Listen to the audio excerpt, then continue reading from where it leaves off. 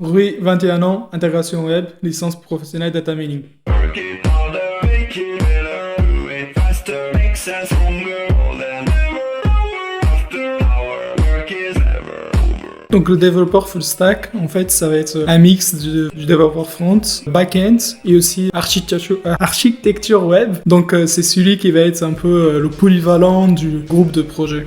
Faster, makes us stronger, more than Je me suis toujours intéressé à la programmation. C'est un métier qui est jamais stable. Il y a toujours des nouveautés qui sortent, que ce soit dans le code, que ce soit dans la façon d'interagir avec l'utilisateur. Et c'est vraiment quelque chose innovant et ça me plaît beaucoup d'être dans ce métier.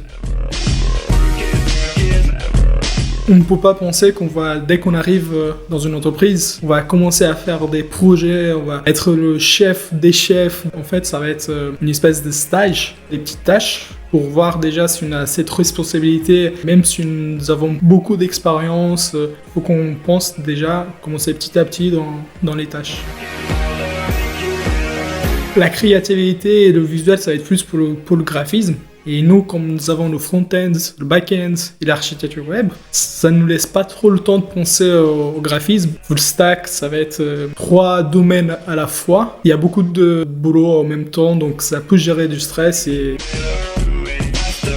on garde toujours cette polyvalence qu'on a eue en MMI, dans la gestion de programmer, mais aussi dans la communication avec la clientèle, parce que c'est lui qui va présenter le projet, un métier qui est jamais stable, logiciel, nouvelle façon de programmer qui sort tous les jours. Ça nous laisse l'opportunité d'être curieux, de s'auto-former tous les jours. Nombre de domaines qu'il peut travailler, c'est vraiment vaste, donc l'opportunité de travail, c'est vraiment très bien.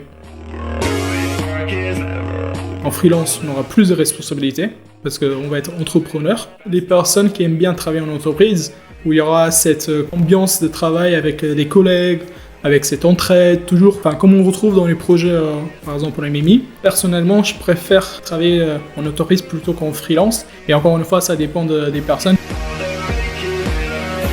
Celui qui veut faire ce métier-là, il faut qu'il soit très motivé parce que ça va jouer la motivation dans chaque projet. Patient.